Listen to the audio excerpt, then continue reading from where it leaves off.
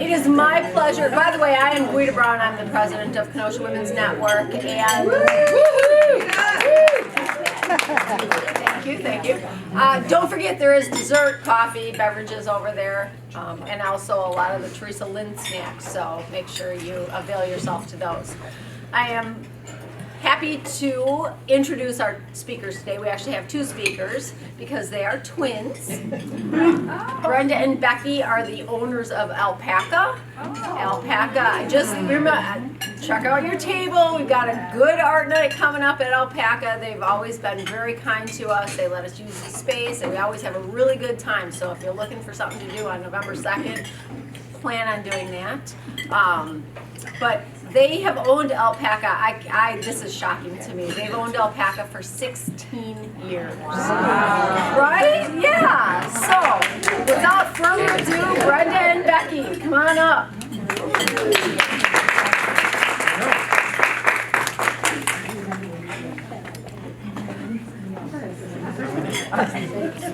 Hello, everybody. Thanks for having us. Kathy, thank you for inviting us. So we thought we'd just tell you our story and how we got started, how we got to where we are now, how we got through COVID, those kind of things. So let's see. Back when we were about 18, 2 years ago? I was watching one of those shows about weddings, and they'd go to different stores to get the flowers and all that. David's something. But anyway, they went to a flower shop, and there was some twins that owned the flower shop. And sometimes you're just like, bing, it feels right. It's like, someday we got to own our own business. So I told her about it. And we kind of thought maybe when we were older, we'd have maybe a flower shop or something. Then I was at Gateway for interior design, and I did a project. They had us do a business planning project and do some of the planning and the designing for it. It was visual merchandising class, so where you arrange stuff for it to sell better. And so I had gone to a place, a paint your own pottery studio in Michigan at the time, and I thought, this is fun, this is great. And so I told her about it, and my in-laws who live in Michigan and my husband were like, you guys should just do it, just open it. And at the time we had good jobs. I worked at Brookside as a CNA. She was working at Abbott at the time, so we had like insurance and stuff. But when you're young, retirement. But when you're young, I'm glad we did it when we were young, because now I'd be a little bit more hesitant. But they're like, just do it. So quit our jobs. We looked, let's see, when we were deciding what to name it, my in-laws were in town again, and my father-in-law was jokingly talking about having an alpaca farm, calling the beer they make there alpaca spit, and selling the beer. So we thought, okay, maybe alpaca spit fired pottery. But we were making all our own signs in the beginning, and that's a long name. So we decided not to do it. And plus, Alpaca Art gave us room to branch out into other forms of art, which we did in the beginning a lot. But do you want to talk about how we got into Salem to begin with? Sure. Okay. So we looked downtown, and everything was just outrageous, too much for us to commit to. So we looked at demographics, and we know that like Kenosha's kind of expanding out toward and past the interstate. And over on Highway, is it 83, 75? There's like the biggest school in Wisconsin. It's like a elementary, middle school combination. So we thought that would be a great spot to start out. And it wasn't as busy as we thought it would be, but it was a good place to start because we got to learn things the hard way. And it was slow. Yeah, it was slow, so we got to learn. We didn't know much about pottery or business, so we got to learn those things. And then we just happened to move in. We rented from a guy who just happened to be a business coach. And so he got us involved in these classes, and he was so motivating, and like we learned so much from him that we wouldn't have made it without him. We still use a lot of the information. Yeah, and so it was perfect the way it all lined up for us. Was there another? Yeah, really just that we were doing a lot of different arts at the time. So Yeah. to bring people in, we had walk-in pottery painting, but we had more parties too. Then we tried to throw events on, but we also did drawing classes, clay working, those kinds of things. And then this whole time I kind of had been looking downtown because we wanted to be downtown. She started out living down there when we first started. So we were out in Salem for 2 years, and in 2009, it would have been then, I looked downtown, I found a space that was very, very affordable, like much less than we were paying out there even, and we decided to move downtown. So in 2009, July, we opened down there, and we were there for 9 years. Yeah, So, like right next to the Orpheum, I don't know if you know. Oh, yeah. Antique shop now. yeah, it started out, it was the Orpheum, the antique shop, and then us. But then the antique shop closed down, and we ended up renting that side for parties and events. We did lots of like ladies' nights and wine nights. We had a band that we always had, like a gypsy jazz band. We had summer camps, and that's when we first got our first employees there, and so we had that aspect to learn about too. And It's becoming more official. yeah, and More it's real business. a whole nother thing managing people. It's you Yeah. don't get to play with clay and paint all day. It's so much more than Yeah. that. But yeah, so we did that for 9 years. I had my twin babies in 2012, so she kind of had to hold it down for a while. for Yeah. sure. Yeah.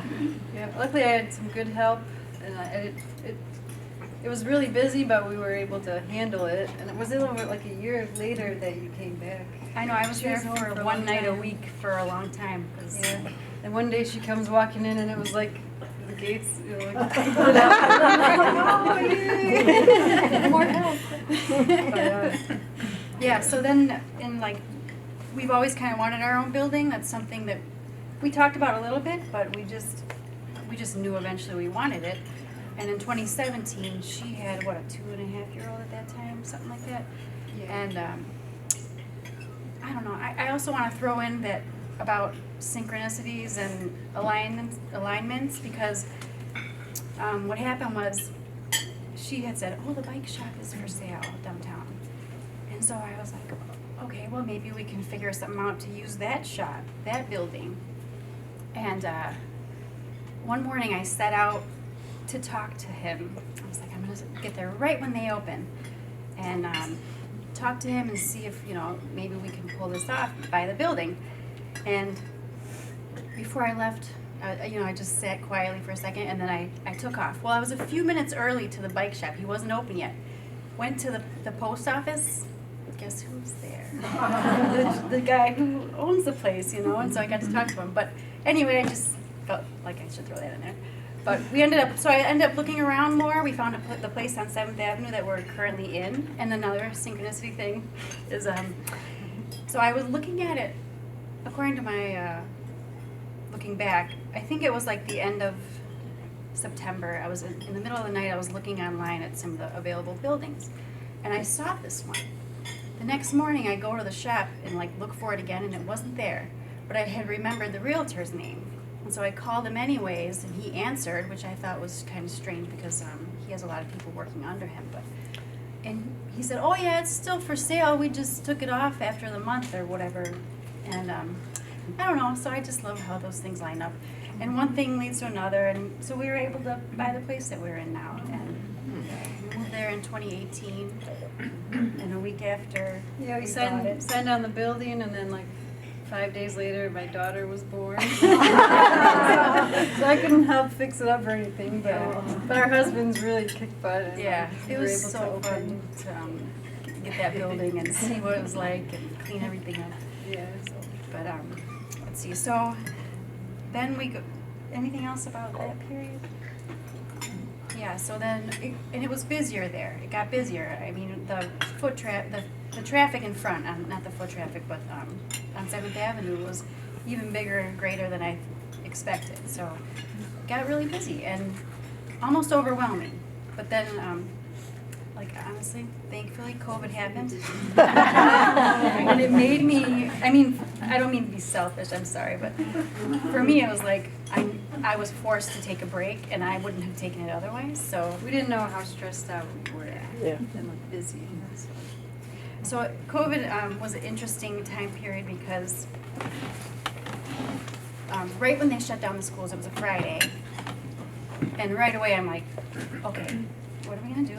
We got together Monday with an employee. We filled a bunch of little to-go paint bins, little cups, and we had them nice and organized. And I posted on Facebook.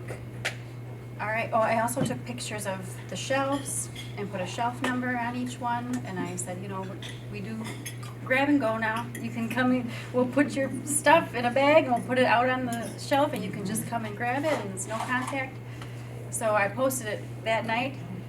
Tuesday was our highest income day ever. It was crazy. We were just so tired at the end of the day, and then So much support though. so much support. Yeah, so grateful. And then the next day was almost just as busy, and I was like, "Well, I'm surprised it's busy again." But someone said they shared it in their neighborhood page, and so I was like, "Oh, that has something to do with it." But anyways, and it was weird at that time. Every day was different. Everything changed every single day, how we had to do things. So eventually, you know, it was all outside pickups. And then we closed down for a couple weeks to kind of reorganize our thoughts. And then we had the guy who does our online stuff. He doesn't always answer when I text him. That's okay, you know, he takes care of business. But he answered at that time, and he helped us put everything online. You can pick your paints online. You can opt to borrow brushes, all that stuff for each piece. I mean, we worked really hard getting it on there, and he helped a lot. Yeah, and so then after that, it was they can order online. We get it ready. We call them when it's ready, and it carried us through. It did. It carried us through. So we've learned now, because we were forced to sit still a little bit. We've learned to force ourselves to sit still sometimes, so that's good. We've kept reduced hours. We have families we want to hang out with, but Yeah, we learned for that now. it's okay. Yeah. You don't have to be working all the time. Yep. But I think that's all that I can think of. Does anybody have any questions? What's the name of your business again? I'm sorry. I missed Alpaca it. Art. Alpaca Art. Yep. Now, That's the event on the 2nd. where were you in Salem? Were you in that strip mall? That's right. Okay. Yeah.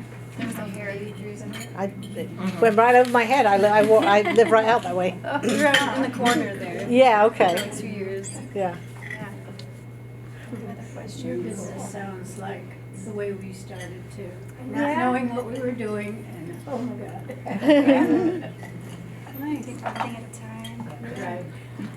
Well, and I like that you shared the I can't say that word, synchronicity, of how things seem to fall into place. Yes. And recognizing that this is opportunity. Yeah, Exactly. and appreciating it too.